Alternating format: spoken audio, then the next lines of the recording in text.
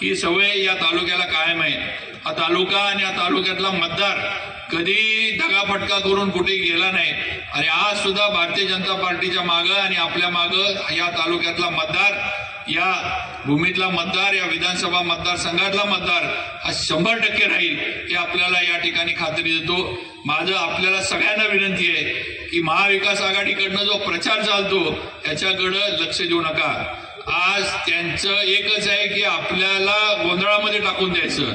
सातारमध्ये आलं की म्हणायचं कोरेगावला महेश दादांचं आणि आमचं ठरलंय की महेश दादा आमदार केला आणि शशिकांत शिंदे खासदार केला असं आमचं ठरलंय। इथं आलं की म्हणायचं शिवेंद्र बाबांना आम्ही काय त्रास देणार नाही पण आम्हाला तुम्ही मदत करा। परत वाईला गेलं की म्हणायचं आमचं आणि वाईमध्ये आमचं ठरलंय, आम्हाला वाईमध्ये मताधिक्य मिळणार आहे। इकडं पाटणला गेलं की म्हणायचं शंभूराजे आम्हाला तसं आतनं का होईना पण राजे आम्हाला सहकार्य करतात। असं गोंधळून टाकायचं काम फक्त आपल्या, ज्याला आपण आपल्या स्थानिक भाषेत म्हणतो ना की पायात साप सोडण्याचं काम हे महाविकास आघाडीकडनं चालू आहे। त्यामुळे असल्या न चावणाऱ्या सापांना घाबरू नका, असल्या कुठल्याही अफवांवर विश्वास ठेवू नका।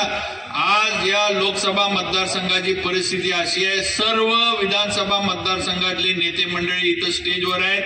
आज वाई असेल, कोरेगाव असेल, पाटण असेल, कराड असेल, या सर्व मतदारसंघातनं उदयनराजेंना, भारतीय जनता पार्टीला आणि महायुतीला भरभरून मताधिक्य मिळणार आहे आणि मोठ्या मताधिक्यानं आपले उमेदवार विजय होणार आहे। त्यामुळे आपण डगमगून जाऊन चालणार नाही, आपण गोंधळून जाऊन चालणार नाही।